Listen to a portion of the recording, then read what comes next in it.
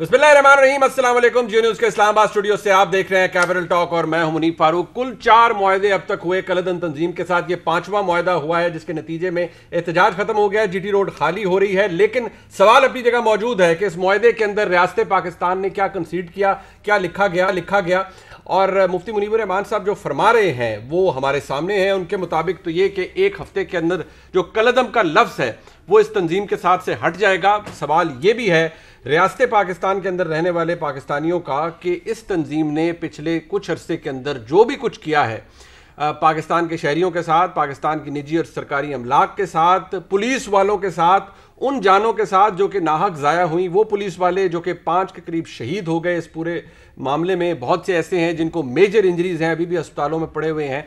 वो भी सवाल पूछ रहे हैं रियासत पाकिस्तान से कि अगर मुआहदा कर ही लिया है तो उस मुआहदे के बारे में बता ही दीजिए। जब मैं 4 मुआहदों की बात करता हूं तो ये हमारे सामने मौजूद हैं, जिनको आप देख सकते हैं, पढ़ सकते हैं, एनालाइज कर सकते हैं। इस मुआहदे के बारे में कुछ पता नहीं है। यहां तक कि वफाकी वज़ीर इत्तलात जनाब फवाद चौधरी साहब जो कि बड़ा प्रिंसिपल स्टांस लिए हुए थे सारे मामले के ऊपर, उनसे भी जब आज दोबारा पूछा गया तो उन्होंने कहा इस मामले पर शाह महमूद कुरैशी साहब ही बता सकते हैं कि क्या सिलसिला है, और शायद मुनासिब वक्त आने पर बताया जाएगा कि क्या हो रहा है और क्या मामलात तय पाए हैं।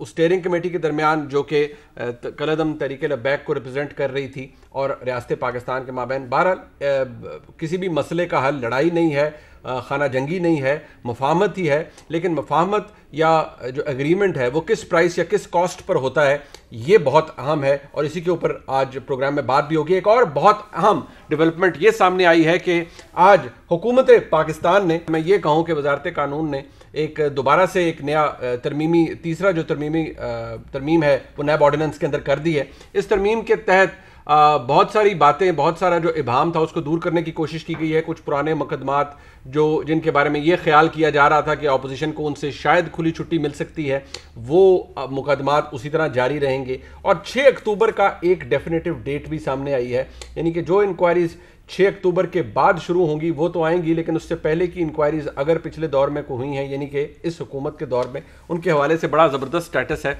उसी के ऊपर बात करेंगे। एक अहम बात ये कि शहबाज शरीफ साहब हों, मरीम नवाज शरीफ साहिबा हों, आसिफ जरदारी साहब हों, किसी के केसेस नैब के नरगे से बाहर नहीं जाएंगे, नैब के सामने ही रहेंगे और नैब ही उन्हें प्रोसिक्यूट करेगा। अपने मेहमानों का तारुफ करवा देते हैं। इस्लामाबाद स्टूडियो में मौजूद हैं मावन खसूसी वज़ीर-ए-आज़म पाकिस्तान जनाब अली नवाज अवान साहब, MNA हैं, बहुत शुक्रिया आपका। फ़ाद हुसैन साहब किसी तारुफ के मोहताज नहीं, मुल्क के मुमताज़ सहाफ़ी, फ़ाद साहब आपका शुक्रिया। मियाँ जावेद लतीफ़ साहब मरकज़ी रहनुमा है, पाकिस्तान मुस्लिम लीग नून के MNA हैं, लाहौर से हमें ज्वाइन करें। मियाँ साहब आपका भी बहुत शुक्रिया।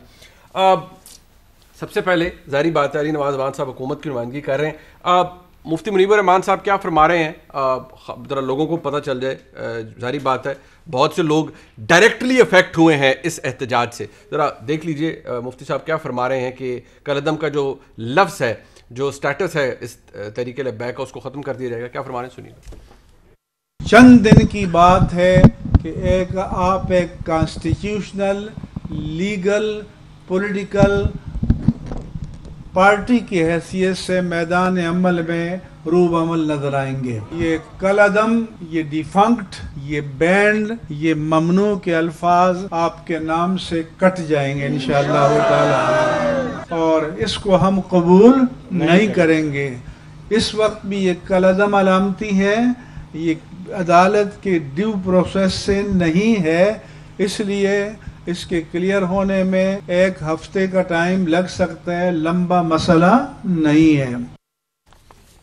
आपने मुफ्ती मुनीबुर रहमान साहब को सुना। जब हुकूमत पाकिस्तान ने इन्हें कलदम करार दिया था अप्रैल 2021 में, तो इंसदाद दहशतगर्दी एक्ट 1997 के तहत सेक्शन 11B के तहत किया था। और जारी बात है रियासत के पास, हुकूमत पाकिस्तान के पास रीजंस होती है तभी किसी को कलदम करार देती है। बहुत सी बातें हैं अली नवाज अवान साहब, लेकिन सबसे पहले फर्स्ट इन द फोरमोस्ट अहम बात यह, लोग आपसे जानना चाहते हैं हुकूमत पाकिस्तान से कि वज़ीर-ए-आज़म का मौक़िफ़ बड़ा ज़बरदस्त आया, प्रिंसिपल्ड आया कि ना वो ब्लैकमेल होंगे, ना ही वो किसी गलत बात पर कंसीड करेंगे।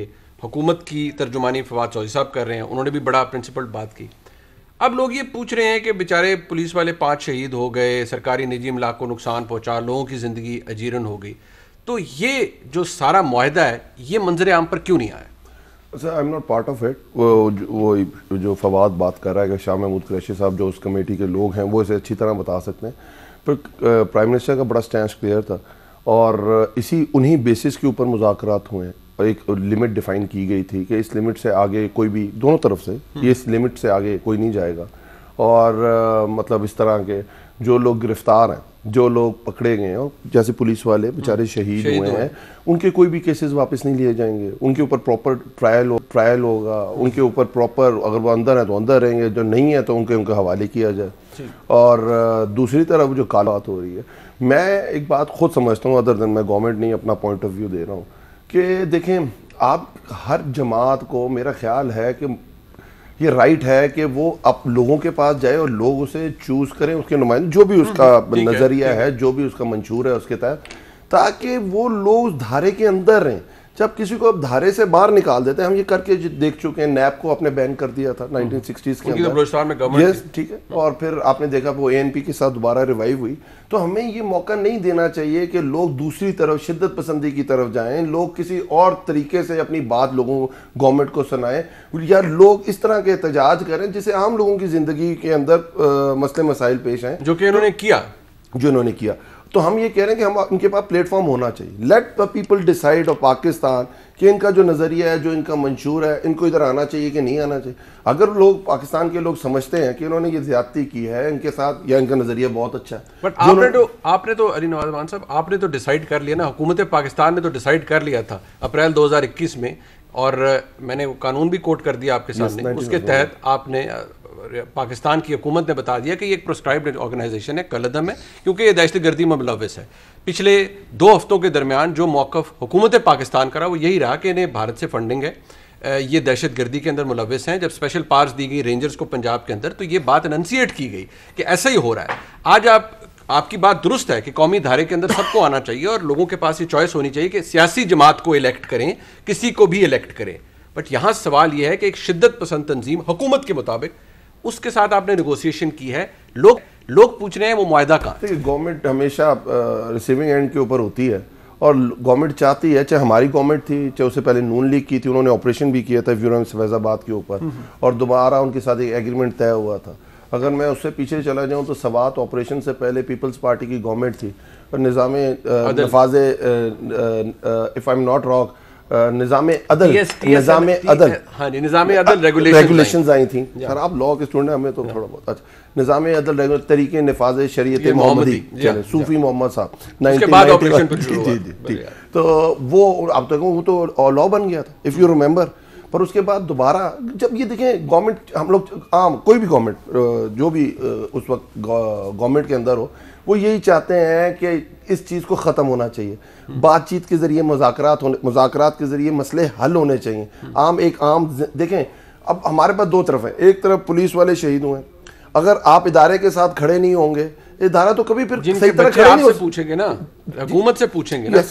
दूसरी तरफ वो भी वो लोग हैं, और वो जो नारा लगा रहे हैं, जो वो बात कर रहे हैं, सब आशिक़े रसूल हैं। तो इसके अंदर डिफरेंशिएट करना, इदारे के साथ भी खड़ा होना है, शिद्दत पसंदी भी नहीं होने देनी है, इस्लामाबाद तक मार्च भी नहीं होने देना है, उनको ये जलाओ गिराओ भी नहीं होने देना, जलाओ गिराओ भी नहीं देना। तो हम तो वो इंग्लिश का एक मुहावरा, वो इस पे caught between the rock and hard place है, डीप एंड द डेविल, ठीक है। चले, वैसे तो और भी बहुत से मुहावरे हैं पंजाबी के में, लेकिन वो हार्श हो जाएगा मामला।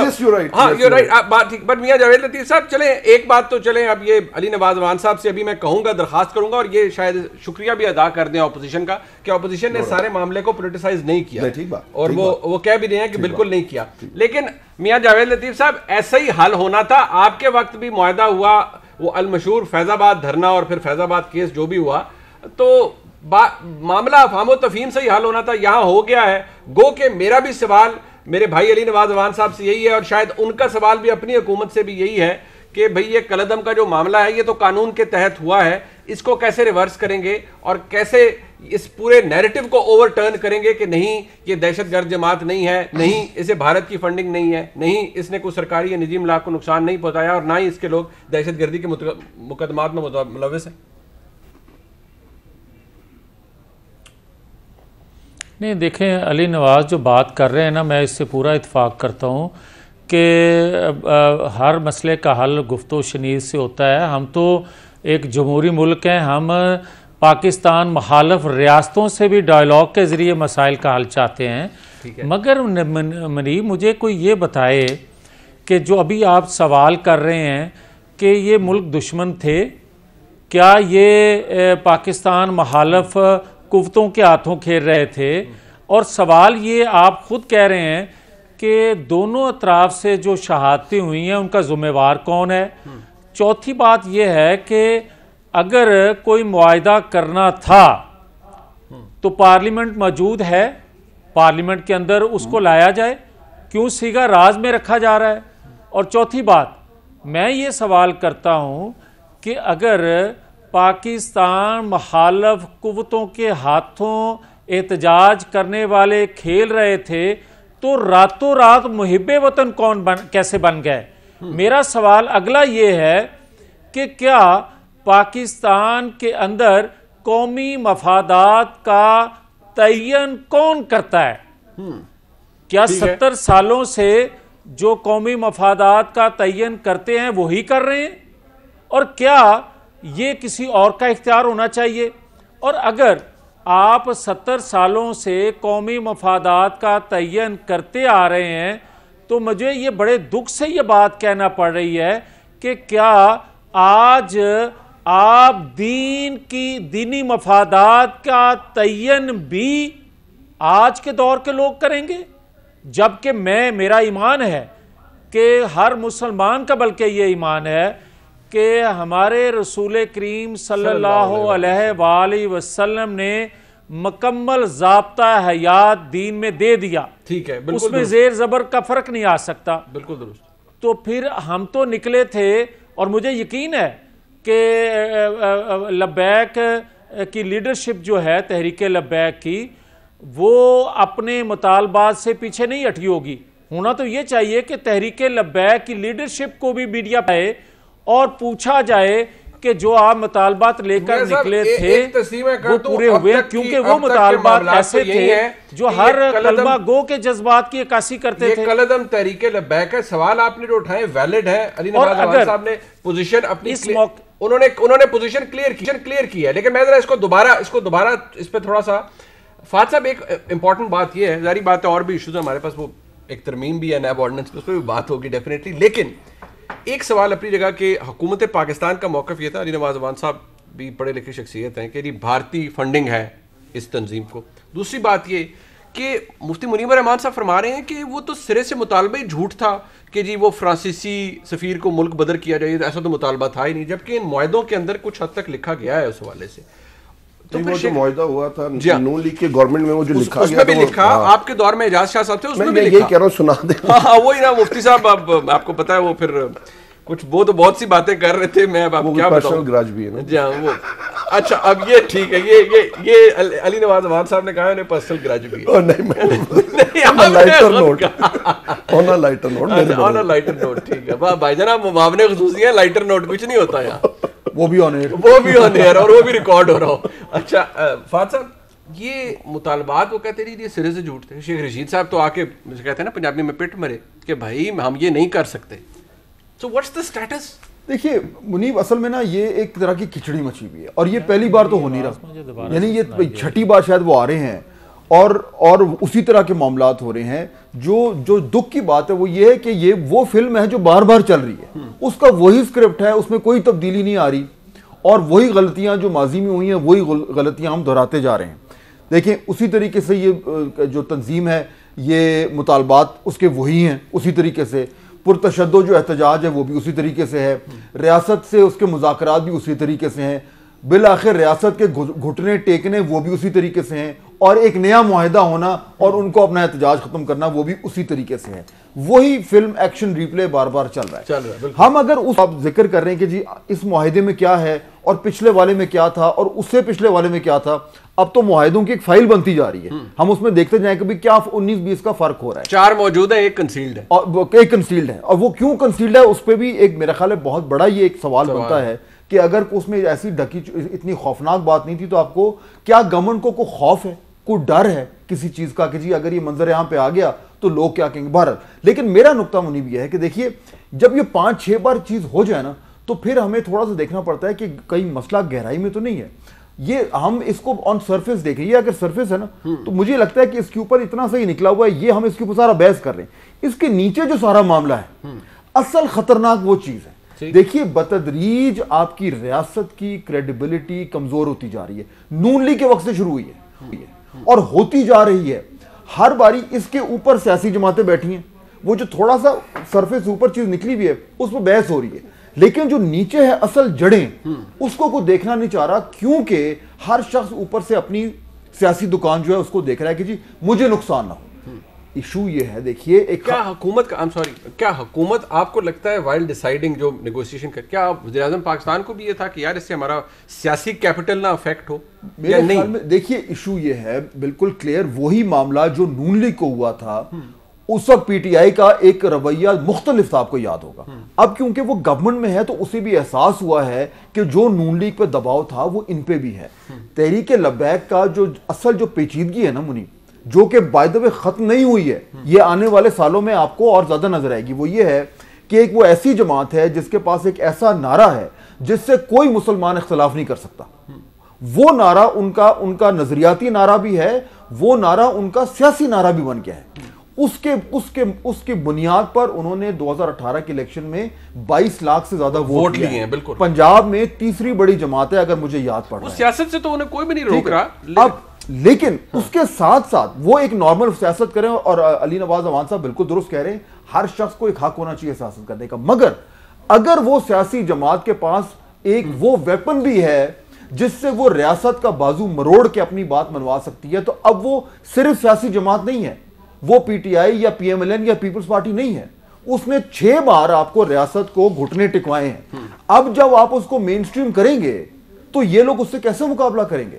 ये एक बड़ी कॉम्प्लिकेटेड प्रॉब्लम हो रहा है। इसको जब तक हुकूमतें सतही लेवल पे देखती रहेंगी तो जो असल मामला जो नीचे हो रहा है उसको बट वो मेन स्ट्रीम तो ऑलरेडी आपने खुद कहा 22 लाख वोट, मेन स्ट्रीम तो वो हुई हुई थी, वो तो they were doing this along with ना, साथ साथ ये भी सिलसिला चल रहा था। लेकिन उसमें मुनीब एक आयरनी भी है ना, हाँ। वो मेन स्ट्रीम कैसे होगी? हाँ, वो ऑर्गेनिकली तो नहीं हुई। हाँ, मतलब वो अब हो गई है। जैसे एक सियासी जमात बनती है, Pakistan Tehreek Insaf over the period of time बनी फिर आके ठीक है एक गवर्नमेंट बनाई, दूसरी गवर्नमेंट बनाई, तो वो तो ऐसी ग्रोथ थी। पाकिस्तान तहरीक इंसाफ को 22 साल लगे हैं, इसको 4 साल लगे, 4 साल लगे। और अगर 18 के कॉन्टेक्स्ट में देखा जाए तो फिर तो और भी बहुत से सवालात पैदा हो जाते हैं। एक ब्रेक ले लेते हैं जी, वापस आते हैं। हुकूमत ने तीसरा तरमीमी ऑर्डिनेंस नैब का जारी कर दिया है, उसके अंदर कैच क्या है जरा उस पर बात कर लेते हैं।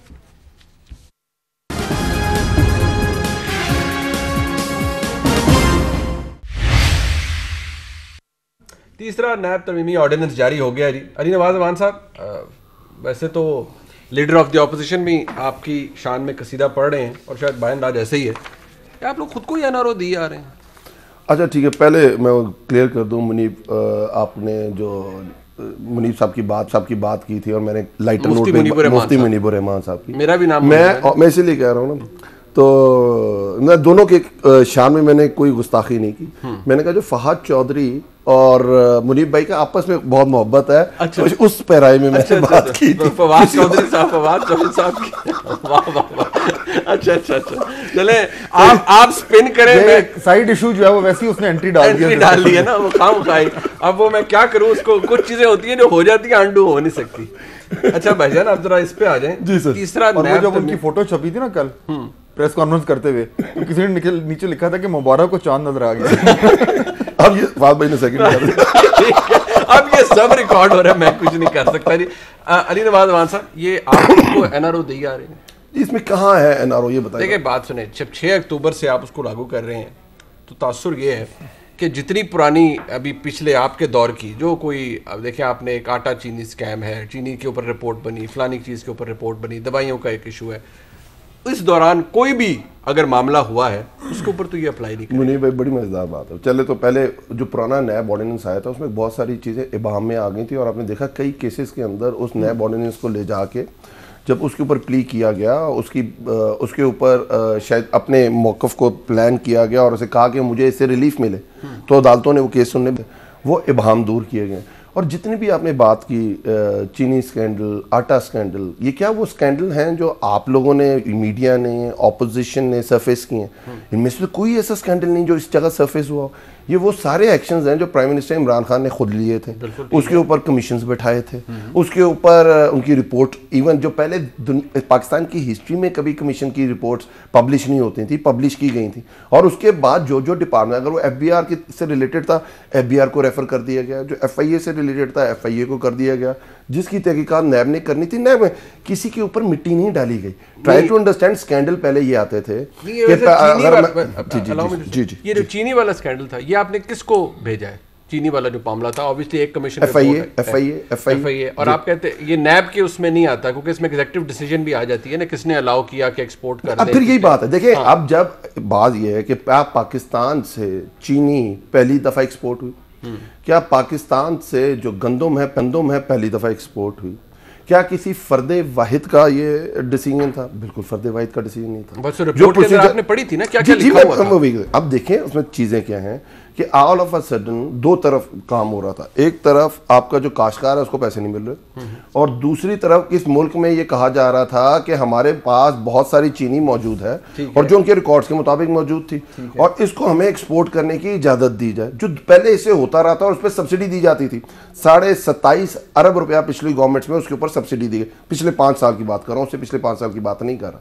उसको फेडरल लेवल पे रजिस्ट किया गया और उसे प्रोविंसेस को कहा गया कि आप अपने अपने फैसले खुद करें।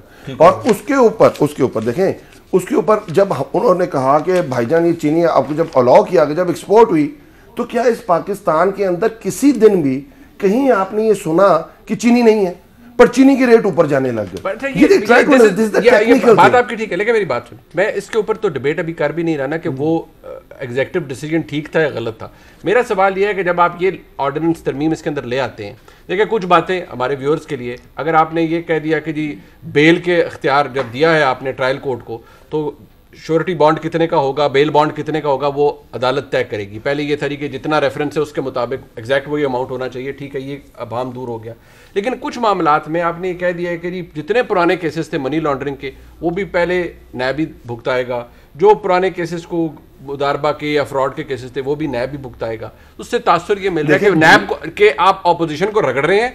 अपने लिए आपने एक डेट रख दी है 6 अक्टूबर। 6 अक्टूबर के बाद कोई बात आएगी तो देखी जाएगी, इससे पहले तो कोई भी मामला अगर आपके दौर में ऐसा है जिसका नैब कॉग्निजेंस ले सकता है, वो नहीं लेगा। अब मेरी बात समझिएगा, क्या इस मुल्क में नैब के अलावा कोई इदारा नहीं जो अब जो केस चल रहा है आसिफ अली जरदारी साहब के ऊपर, वो नैब में तो नहीं चल रहा, वो तो FIA में चल रहा है, जो आपके उनके जाली अकाउंट्स वाला केस है।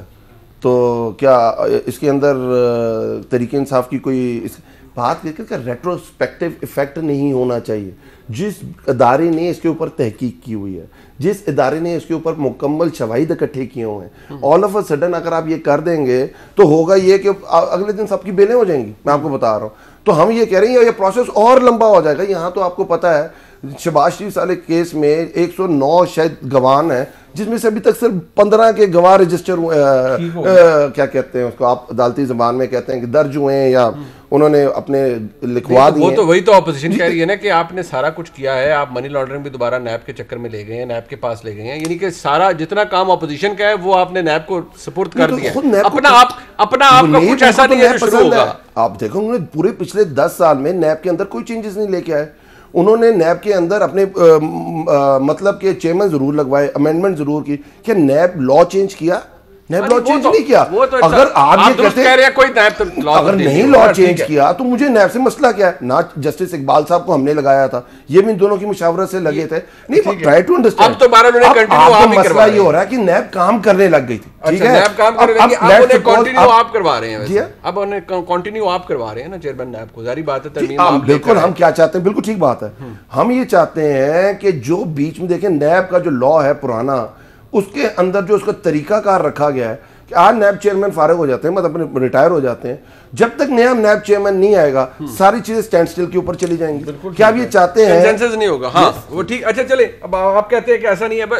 मियां जावेद लतीफ साहब, बात ये है तो ये मामला कानूनी, लेकिन बकौल अली नवाज अवान साहब के तमाम इदारे काम कर रहे हैं, उन्होंने खुद को कोई NRO नहीं दिया। आप लोगों को क्यों लगता है कि अपने आप को NRO दे रहे हैं? 6 अक्टूबर डेट जरूर है, कोई इंक्वायरी अगर नैब इसका समझेगा इस काबिल है तो वो शुरू कर देगा, अदरवाइज फिर अल्लाह के वाले। मुनीब, मैंने तो ये गुस्ताखी की नहीं है कि नैब जो है वो गलत काम कर रही है या हुकूमत वक्त गलत काम कर रही है। मैं तो ये कहने की अगर इजाज़त दे दे तो जसारत करने लगा हूँ जी कि जिस तरह हुकूमत अच्छा काम कर रही है उसी तरह नैब भी बहुत अच्छा काम कर रही है, और जिस तरह हुकूमत वेंटिलेटर पे है इसी तरह नैब भी उतनी देर वेंटिलेटर पर रहेगी जब तक ये हुकूमत है। मगर मैं एक चीज़ ज़रूर कहना चाहता हूँ, मैं ये तो गुस्ताखी नहीं कर सकता कि हुकूमत के किसी नुमाइंदे की बात को गलत कहूँ, मगर मुझे इतनी इजाज़त है फ़ाहद हुसैन साहब की तरफ से कि जो बात उन्होंने कही है कि नून लीग के दौर में भी मुआहिदा हुआ था, ये बात दुरुस्त है।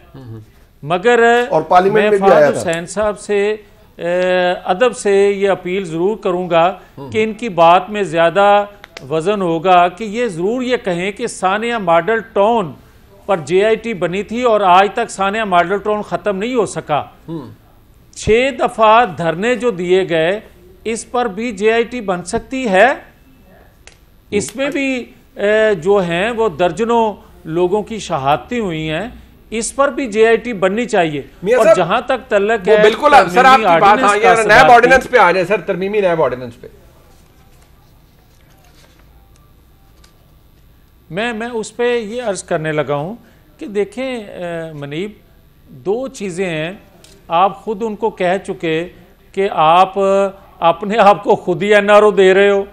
मतलब इस पे किसी बंदे को लबकुशाई करने की ज़रूरत ही नहीं है कि आप कब से उस ऑर्डिनेंस का नफाज चाहते हो और पिछला दौर जो जितना भी है उसमें रगड़ा जिनको दिलवाना चाहते हो वो भी दिया जा रहा है। फिर मैं ये जो बात कहता हूँ कि नैब एक इनका हथियार है हुकूमत को चलाने का, अपोजिशन से इंतकाम लेने का। फिर जब ये मैं बात कहता हूँ कि जो इस्लामाबाद हाई कोर्ट में हमने अपनी अपील दायर की और उसमें जो गुजारिशात हमने पेश की वो वही हैं जो शौकत सदीकी साहब ने अपनी अपील में जुडिशल काउंसिल को दी, सुप्रीम कोर्ट में पेश की। तो हम ये कहना चाहते हैं कि आप एक शख्स को तहफ़्फ़ुज़ देने के लिए या एक शख्स के लिए कानून ही चेंज कर देते हो, वो गलत है, वो कभी कौमी मफाद में नहीं होता। लेकिन मियां साहब जरा इस बात का जवाब दे दें सर, गुस्ताखी कलामी होगी सर, ये जरा इसका जवाब दे दें। अली नवाज अवान साहब कहते हैं जी सारे इदारे काम कर रहे हैं, वो चीनी का मामला हो, वो आटे का मसला हो, वो दवाइयों का मामला हो, चले कम से कम 2 बड़े इश्यूज हैं, चीनी का मामला है, आटे का मामला है, शायद पेट्रोल प्राइसेस के ऊपर भी एक इंक्वायरी रिपोर्ट बनी थी। अगर इन तमाम मामलात के अंदर कोई भी कोई ऐसा है जिसके ऊपर इल्जाम है और वो जिम्मेदार है तो इदारे अपना काम कर रहे हैं, और अगर नैब को जरूरत पड़ेगी तो वो भी कर लेगा। वाह मनीब फरूक साहब, आप इतने सादा नहीं हैं जितने सादा बनने की कोशिश कर रहे हैं। मैं आपसे ये गुजारिश करूंगा मनीब फरूक साहब के 3.5 सालों में, मनीब फरूक साहब 3.5 सालों में नैब ने कोई ऐसा चश्मा पहना हुआ है जो ना अद्वियात स्कैंडल इनको नजर आए, ना मालम जप्पा नजर आए, ना हेलीकॉप्टर स्कैंडल नजर आए, ना वहाँ की मेट्रो नजर आए पेशावर की। पाकिस्तान के 3.5 सालों में फरिश्तों की हुकूमत बन गई कि आपको कोई चीज़ नजर ही नहीं आ रही मासवाए इसके कि जिसको इमरान खान साहब पसंद ना फरमाएं, ठीक है, वो नैब जो है रातों रात वहां पहुंच जाए, रातों रात ऑर्डिनेंस भी आप लेकर आ जाएं अपने लोगों को तहफ़्फ़ुज़ देने के लिए। आप मुझे ये बताएं कि इस तरह पाकिस्तान में पहले कोई हुकूमत आई है? इस तरह तो परवेज मुशर्रफ का दौर भी नहीं था भाई, चले इस तरह तो ज़ियाउल हक ने भी नहीं किया था जो ये कर रहे हैं। आपने 2 अलकाबाद से नवाज दिया कि इतनी बुरी तो ज़ियाउल हक साहब के दौर में भी मामलात नहीं थे और परवेज मुशर्रफ साहब के दौर में मामलात नहीं थे। फवाद हुसैन साहब, मोटी बात ये है, आसिफ जरदारी साहब हों, शहबाज शरीफ साहब हों, मरीम नवाज शरीफ साहब हों, सारों के केसेस चलते रहेंगे जैसे चल रहे हैं। हुकूमत ने एक कट ऑफ डेट रखती है 6 अक्टूबर। अली नवाज अवान साहब का आर्गूमेंट आपने सुन लिया कि जी अगर मामलात हैं तो इदारे अपना काम कर रहे हैं, अगर नैब ने लेनी होगी कॉग्निजेंस ले लेगी। नहीं देखिए, मोटी बात आप कर रहे हैं ना, तो मोटी बात कर लेते हैं। देखिए इशू ये है कि हमेशा से हमारे यहाँ वन साइड अकाउंटेबिलिटी रही है, हमेशा से 90 की दहाई से मैं चला जाता हूँ जब पीपल्स पार्टी और नून लीग अपनी अपनी बारियां ले रहे थे, और वो जो एक सिलसिला है, वो जो एक हमारी रिवायत है वो माशाल्लाह चलती आ रही है, तो उसमें कोई नई बात नहीं है। तो हमारा ये ख्याल था कि शायद इस बारी वाकई में अक्रॉस द बोर्ड एहतसाब होगा, वो नहीं हो रहा। नैब जिस तरीके से काम करी हम सबको नजर आ रहा है। अच्छा, अभी हम उस पर ये बात कर सकते हैं जी उन्होंने क्या सही किया, उस कानून में क्या गलत है, लेकिन इशू ये देखिए, जब कल को अगर जब पीटीआई की हुकूमत नहीं होगी, मुझे नहीं पता कब नहीं होगी, हो सकता है 2028 तक इनकी गवर्नमेंट हो सकता है 2033 तक गवर्नमेंट हो सकता है 2038 तक गवर्नमेंट हो, मुझे नहीं पता, लेकिन जब नहीं होगी तो ये लॉ नहीं रहेगा, ये सीधी बात है। ये ऑर्डिनेंस के जरिए आया है, ऑर्डिनेंस की एक लिमिट होती है, ऑपोजिशन ने इसको मुकम्मल तौर पर बॉयकॉट किया हुआ है। कल को नंबर्स जोड़ तोड़ के लॉ बन भी जाए, जब ये गवर्नमेंट नहीं होगी कोई और गवर्नमेंट आएगी, लॉ चेंज हो जाएगा, खत्म हो जाएगा। इशू लॉ चेंज करने का नहीं है, इशू ये कि क्या पाकिस्तान में कभी किसी वक्त हमारी जिंदगी में ऐसा एहतसाब हो सकता है जिस पे हम सब अग्री करें? इस वक्त मुझे होता नजर नहीं आ रहा। एक ब्रेक ले लेते हैं जी। अली नवाज अमान साहब से ये भी सामने रखेंगे मामला, क्योंकि अहम मामला है। ऑपोजिशन रगड़े में रहेगी, ऑपोजिशन के मामलात बरकरार रहेंगे। नैब के हवाले से हुकूमत ने अपने लिए एक डेट रख दी 6 अक्टूबर। इससे पहले के जो भी मामलात हुए हैं उनके हवाले से कुछ नहीं होगा। अगर कुछ नया होगा तो नैब उस पर इंक्वायरी करेगा या नहीं करेगा। ऑपोजिशन तो कह रही है कि बिल्कुल नहीं करेगा, क्योंकि नैब का और हुकूमत का गठजोड़ है और हुकूमत फैसिलिटेट भी करते हैं कानून के अंदर तरमीम कर करके और वो तरमीम भी कैसे होती है? ऑर्डिनेंस के जरिए। एक ब्रेक के बाद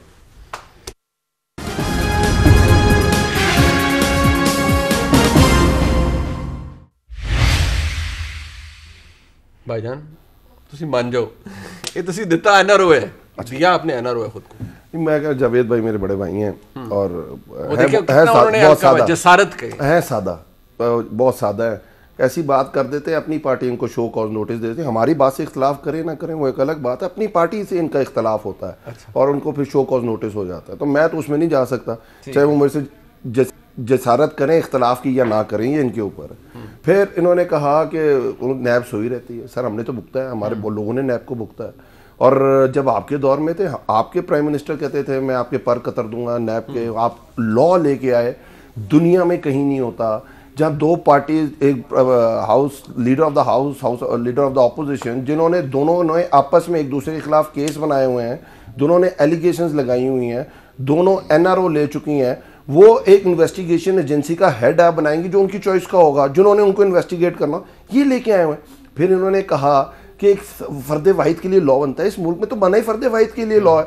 सुप्रीम कोर्ट ने कहा कि कोई भी सजाए याफ्ता आदमी किसी पार्टी को लीड नहीं कर सकता। कितने दिन के अंदर लेजिस्लेशन आई थी? क्या उस लिए 1863 का पीनल कोड जो आम लोगों के ऊपर इस्तेमाल होता है उस पर लेजिस्लेशन नहीं आ सकती? क्योंकि नवाज शरीफ की जात इन्वॉल्व थी, इसलिए एक दिन के अंदर लेजिस्लेशन आ गई थी। यहाँ मैं ये बात करने की कोशिश कर रहा हूं, पार्टी के दौर में कंटेम्प्ट ऑफ कोर्ट एक्ट बोले सदर पाकिस्तान में वाहिद सदर आसिफ जरदारी, जिनको एक कन्विक्टेड आदमी की सजा माफ की थी उन्होंने, आपको अगर वो केस याद हो, तो हम तो ये कह रहे हैं आप तो माशाल्लाह ना जसारत करें हमारे इख्तलाफ की, आप जरूर पॉइंट आउट जरूर करें, पढ़ें इसे, और जो आपको समझ आता है इसमें गलत है उस पर असेंबली में लाजमी आवाज चले। मुझे इस बात क्योंकि हमें आपकी पार्टी का मौकफ समझ नहीं आता।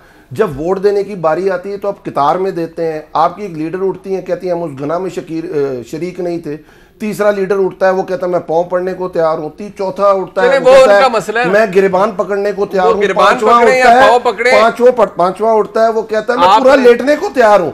खुदारा ये जो मुज़ाकरात, मुज़ाहमत और मुनाफकत से अपनी सियासी जमात को निकालें। मुनाफकत गलत बात, मुफाहमत नहीं सर, मुज़ाकरात, अच्छा, मुज़ाहमत और उसके बाद फिर मुनाफकत। अच्छा, ये एक पूरा सर्कल है, ये विशियश सर्कल है जिसमें इकोनॉमी में कहते हैं विशियश सर्कल। आप इन बिल्कुल ऑपोजिशन को टेक ऑन करें। ज़ियाउल हक का दौर बेहतर था। आप एक मिनट, इन्होंने बातें की, मैं तो उनके जवाब दे रहा हूँ। माशाल्लाह अगर आज पाकिस्तान, मैं मजाक रहा हूँ, नून लीग जैसी जमात इस पाकिस्तान पे कायम रही है, इसका सारे का सारा अगर डिस्क्रेडिट जाता है, इस जमहूरियत को जितना नुकसान पहुंचाया गया है, अच्छा, इस पाकिस्तान को जितना नुकसान पहुंचाया गया है, जिस तरह आपने नॉन पार्टी बेस पे आप इलेक्शन लड़ते रहे, जब पाकिस्तान का जो स्ट्रक्चर था जमहूरी वो खत्म किया गया, वो ज़ियाउल हक ने किया है। अच्छा चले, बिल्कुल ठीक है, उन्होंने किया होगा, बिल्कुल ठीक है। अच्छा, we are not talking about that. मुझे सिर्फ इतना बता दें, मियां साहब कहेंगे मुझे जवाब देना, ज़ियाउल हक बेहतर था, कहते हैं मुशर्रफ बेहतर था क्योंकि वो एनआरओ दे देता था। एनआरओ तो आपने खुद को भी कॉल उनके दे दिया ना। मेरी बात सुन लेना। मुझे बताएं, चीनी स्कैंडल है, ठीक है, आपने कहा वज़ीर आज़म ने इनिशिएट कराया, बिल्कुल ठीक है, उसकी रिपोर्ट आई पहली, फिर द इंटरिम, फिर द कॉम्प्रिहेंसिव रिपोर्ट। आपने उस रिपोर्ट को आई एम श्योर पढ़ा भी होगा। मुझे ये बताएं, चीनी हो, आटा हो, पेट्रोल हो, कितने लोगों को अब तक प्रोसिक्यूट किया है? सर अगर आप जज ज्यूरी एग्जीक्यूशन चाहते हैं इस गवर्नमेंट से नहीं, जज ज्यूरी एग्जीक्यूशन है, I'm talking about गवर्नमेंट है ना, मुर्दे इल्जाम ठहराए सर, प्रोसिक्यूट करें। जहांगीर तरीन साहब के केस रजिस्टर हुआ कि नहीं हुआ? अच्छा, नैब के थ्रू अलीम खान साहब अंदर हुए, उनके खिलाफ केस चल रहा है कि नहीं चल रहा? हमारे सूबाई मिनिस्टर अंदर हुए कि नहीं हुए? आप मुझे मैं इन सारों के जवाब नहीं जवाब मैंने आपने सवाल जवाब तो नहीं करना ना, आपने तो हमें बुलाया हुआ है। अच्छा जवाब दोगे, मैं सवाल करांगा ना। आप सवाल करें फिर पूरे जवाब का टाइम दीजिएगा। मैं आपको बात करने की कोशिश ये कर रहा हूँ, हम तो ये कह रहे हैं कि हम एक प्रोसेस जो एक बिल्कुल जंग आलूद प्रोसेस है उसको हम रिवाइव करने की कोशिश करें। हम तो नई एक तारीख लिख रहे हैं कि गवर्नमेंट आती है। देखे ना, अब इन्होंने मॉडल टाउन की बात की, कौन उस कमीशन के ऊपर बैठ गया थे उसकी रिपोर्ट के ऊपर? क्यों उनको जाना पड़ा था हाई कोर्ट उस रिपोर्ट को मंजरे आम पे लाने के लिए? 3 साल हो गए अब तो इन्हें मैं छोड़ देना, मैं यही कह रहा हूँ आगे बढ़े। अगर आप यही कहते रहेंगे हम मर गए, हम लुट गए, सीना को भी शुरू कर देंगे, तो उसका तो कोई हल नहीं है ना। आप अपनी आपको हम कहते हैं नैब में ऑर्डिनेंस लेके आने, आप तैयार हो जाते हैं, हमें फेटो पे ब्लैकमेल करने की कोशिश करते हैं और 36 में से 32 पे आप तरमीम ले आते हैं, तरमीमी ऑर्डिनेंस लाते हैं। अगर आप समझते हैं मुनीब, बिल्कुल ठीक बात है। और जो आपने पहले भी बात की, ये देखें ये लॉ नहीं बना। जब ये लॉ किस तरह बनेगा? ये जब असेंबली में आएगा, डिबेट उस दिन डिबेट करें, जब ये स्टैंडिंग कमेटी के अंदर जाइए डिबेट करें और इसके ऊपर अपनी राय दें। ये ना हो कि आपके किसी और लीडर को एक दिन उठ के ये कहना पड़े वो मेरे बड़े थे, मैं इस गुनाह में शरीक हूं। मोहतरम भाई अली नवाज अवान साहब मुझे कह रहे हैं कि जी आप हुकूमत से एक्सपेक्ट करें जज। मैं नहीं कह रहा कि आप जज ज्यूरी साहब बन जाएं, मैं सिर्फ आपको ये कह रहा हूं कि आपने रिपोर्टें बनाई, एक रिपोर्ट दूसरी रिपोर्ट, आपने कितने लोगों को कहा कि यार ये 5 लोग हैं इन चीजों में या ये 10 लोग? ये हमने नहीं कहना, they are the ones responsible. FIA के पास चले गए, एफआईए ने केस रजिस्टर कर लिया। मुझे बताएं कितनी मेरी बात सुने, जहांगीर तरीन साहब के केस का आप जिक्र करते हैं, एफआईए कहता है कि उन्होंने मनी लॉन्ड्रिंग की है, एफआईए अदालत में जाता है, जहांगीर तरीन साहब के हवाले से पूछते हैं, जज साहब पूछते हैं इनको गिरफ्तार करना मकसूद है, वो कहते हैं नहीं जरूरत ही नहीं। एफआईए से पूछो, कमाल ही काम हो गया ना। अगर आप समझते हैं गलत है, हो गया ना। नहीं अब ये समझते हैं अगर गलत FIA wants to arrest Hamza Shahbaz Sharif and Shahbaz Sharif for the alleged money laundering, but they do not want to arrest Jahangir तरीन साहब। एफआईए किसको रिपोर्ट करते हैं? मिनिस्ट्री को। ठीक बात है। चलो जी, बहरहाल अब ये मामला सामने है जी अवाम के। इशू ये है कि हुकूमत ने तीसरा तरमीमी ऑर्डिनेंस जारी कर दिया नैब का।